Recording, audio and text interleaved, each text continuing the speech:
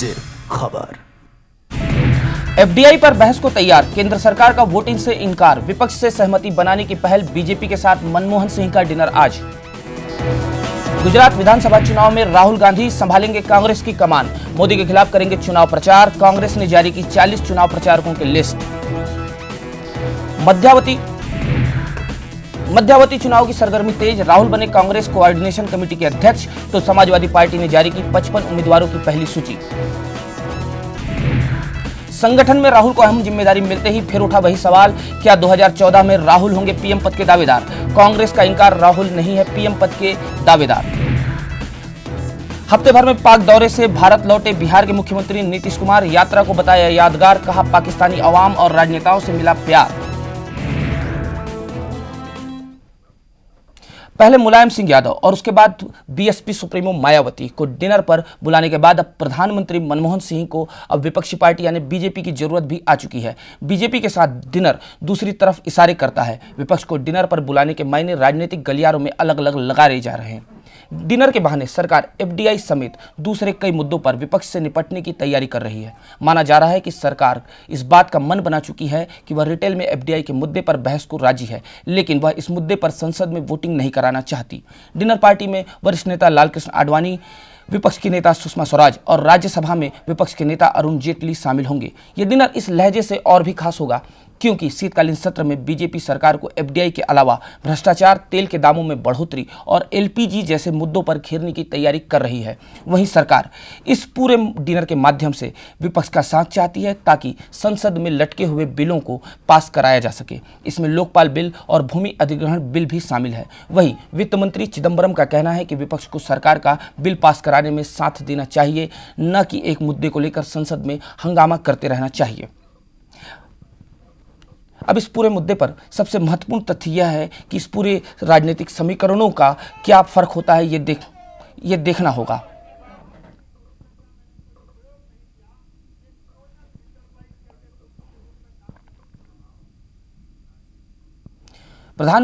प्रधानमंत्री मनमोहन सिंह ने शुक्रवार को यूपीए नेताओं के लिए भी डिनर का आयोजन किया। सूत्रों के मुताबिक डीएमके ने इस बात पर जोर दिया है कि सरकार को खुदरा क्षेत्र में एफडीआई के मुद्दे पर संसद में बिना मतदान के चर्चा करानी चाहिए। इससे साफ होता है कि डीएमके की इस मुद्दे पर कुछ आपत्तियां हैं। ऐसी भी संभावना है कि सरकार इस बात को ध्यान में रखते हुए बीजेपी के सामने नियम 193 के तहत संसद में एफडीआई के मुद्दे पर चर्चा कराने की पेशकश कर सकती है, जिसमें मतदान नहीं होता। लोकसभा अध्यक्ष मीरा कुमार ने शीतकालीन सत्र शुरू होने से एक दिन पहले यानी कि 21 नवंबर को सर्वदलीय बैठक बुलाई है, जिसमें विचार किए जाने वाले मुद्दों पर चर्चा होगी। सूत्रों के अनुसार 18 सांसदों के साथ यूपीए के दूसरे सबसे बड़े घटक दल डीएमके ने सरकार से कहा है कि वह एफडीआई के महत्वपूर्ण मुद्दे पर संसद में मतदान करने से परहेज करे।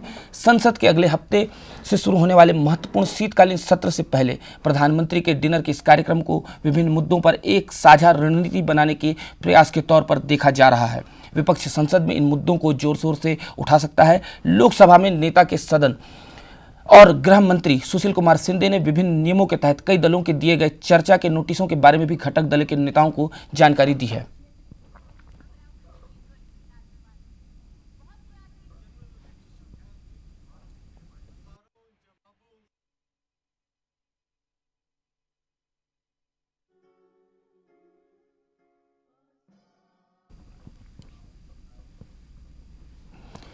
नरेंद्र मोदी के खिलाफ गुजरात में कांग्रेस के महासचिव राहुल गांधी ताल ठोकेंगे। इस कड़ी में राहुल गांधी चुनाव प्रचार करने गुजरात जाएंगे। दिसंबर में चुनाव होने हैं और इस सब के मद्देनजर कांग्रेस ने चुनाव प्रचार के लिए 40 नेताओं की लिस्ट भी जारी की है। अब कांग्रेस राहुल गांधी के गुजरात विधानसभा चुनाव में प्रचार के मुद्दे पर चुप्पी साधे हुए है, लेकिन अब यह साफ हो गया है कि राहुल गांधी गुजरात जाकर चुनाव प्रचार करेंगे। गुजरात विधानसभा चुनाव के दौरान राहुल गांधी और नरेंद्र मोदी के बीच भाषण और बयानों का भी मुकाबला देखने को मिलेगा। ये देखना दिलचस्प होगा कि गुजरात में जाकर राहुल गांधी नरेंद्र मोदी के बारे में क्या राय व्यक्त करेंगे। वैसे राहुल गांधी के लिए चुनौती इसलिए भी बहुत बड़ी है क्योंकि माना जा रहा है कि मोदी तीसरी बार भी गुजरात का चुनावी किला फतह कर सकते हैं।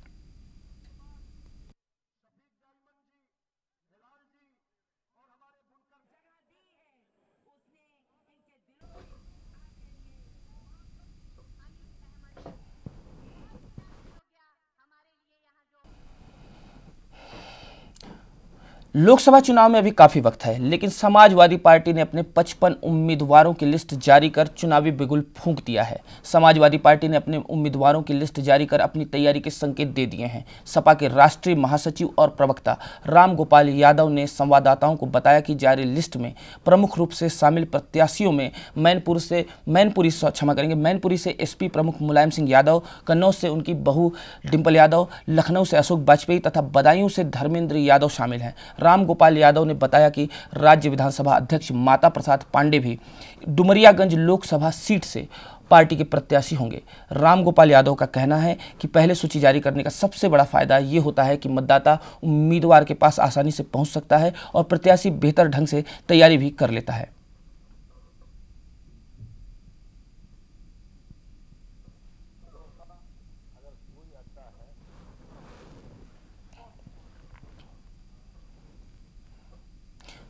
2014 के आम चुनाव में कांग्रेस की नैया पार लगाने की जिम्मेदारी सीधे तौर पर राहुल गांधी को दे दी गई है। वहीं कांग्रेस के उम्मीदवार तय करेंगे। पार्टी में नंबर 2 की कुर्सी संभालने के बाद अब राहुल गांधी को आम चुनावों के लिए भी कांग्रेस की समन्वय समिति का अध्यक्ष बनाया गया है। इस समिति में राहुल के अलावा सोनिया गांधी के राजनीतिक सचिव अहमद पटेल, कांग्रेस महासचिव दिग्विजय सिंह, कर्नाटक और केरल के प्रभारी मधुसूदन मिस्त्री, ग्रामीण विकास मंत्री जयराम रमेश और संगठन महासचिव जनार्दन द्विवेदी शामिल हैं। हालांकि उत्तर प्रदेश और बिहार के चुनाव में राहुल गांधी ने चुनाव प्रचार का नेतृत्व किया था, लेकिन इस बात की भी आलोचना हो रही थी कि राहुल राष्ट्रीय स्तर पर कोई बड़ी जिम्मेदारी नहीं ले रहे हैं। ऊपर से कांग्रेस के ऊपर लगातार भ्रष्टाचार के आरोप लगते जा रहे हैं। राहुल के नेतृत्व में 3 सब कमेटी बना दी गई है और इस चुनौती का जवाब देने की भी कोशिशें की जा रही हैं। ये सब कमेटी है घोषणा पत्र और सरकारी कार्यक्रम सब कमेटी, संचार पब्लिसिटी सब कमेटी, चुनाव पूर्व गठबंधन सब कमेटी। इन सब कमेटियों में कांग्रेस के दिग्गज नेता और मंत्रियों को जगह दी गई है। लेकिन कुछ नाम को छोड़ दें तो लिस्ट में कोई भी नयापन नहीं है। नए नेताओं में दीपेंद्र हुड्डा और ज्योतिरादित्य सिंधिया को भी जगह मिली है।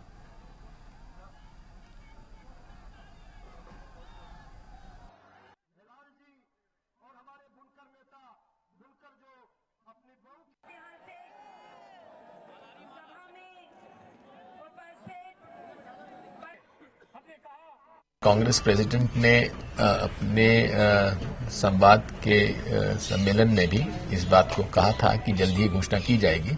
उसके तहत ही सब किया गया है। ये तो नहीं कहा जा सकता कि उम्मीदवार के रूप में देखा जा सकता है, लेकिन इतना जरूर है कि उनका महत्व हमेशा से कांग्रेस पार्टी में था, है और रहेगा।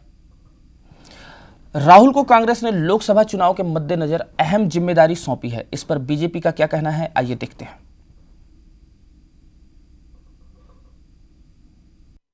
कांग्रेस में क्या फेरबदलाव होते हैं, इस पे हमें कोई दिलचस्पी इसलिए नहीं है क्योंकि देश को अब कांग्रेस से कोई उम्मीद नहीं है। तो कांग्रेस ने ए को बी बनाया और बी को सी बनाया, इससे कुछ नहीं होता है और इसलिए इस पर हम कोई टिप्पणी भी नहीं करना चाहते, क्योंकि this doesn't excite nation, this doesn't excite young India, this doesn't excite anybody. 2014 के आम चुनाव में कांग्रेस की नैया पार लगाने की जिम्मेदारी सीधे तौर पर राहुल गांधी को दे दी गई है। इस पर क्या कहना है जेडीयू प्रवक्ता शिवानंद तिवारी का, आइए जानते हैं। गांधी जो है उनका उन्होंने कई जगह प्रयोग किया। हमारे यहाँ बिहार में भी गए थे विधानसभा के चुनाव में। उत्तर प्रदेश का पूरा चुनाव कांग्रेस की तरफ से वही लड़ रहे थे। क्या नतीजा आया हम लोग देख रहे हैं। और किसी को भी कांग्रेस पार्टी को छोड़ करके, सोनिया जी को छोड़ करके, किसी को उसमें राहुल गांधी में वो स्पार्क नहीं दिखाई देता है, वो चमक जो है नहीं दिखाई देती है। वो एक जो राजनीतिक समझ होती है, राजनीतिक परिपक्वता होती है, देश की जनता के नब्ज पर जो उंगली होती है राजनेताओं की, जो बड़े माने राष्ट्रीय स्तर के नेता हैं, वो कहीं से राहुल जी में दिखाई नहीं देती। अब लेकिन कांग्रेस पार्टी के साथ मजबूरी है, सोनिया जी को पुत्र मोह है, अब वो उसके लिए वो प्रयोग कर रहे हैं लोग। अभी जो हालत है, हमको ये लगता है कि कांग्रेस के खिलाफ पूरे देश भर में एक वातावरण जो है बना हुआ है। अब इसका मुकाबला जो है राहुल गांधी कर पाएंगे, हमको कुछ है भी नहीं। माने किस तरीके से करेंगे। सरकार की विश्वसनीयता बिल्कुल खत्म है। लोग महंगाई से त्रस्त हैं। जो आम आदमी है उसको जीवन चलाना जो है कठिन लग रहा है और इसके लिए लोग जवाबदेह मान रहे हैं कांग्रेस पार्टी।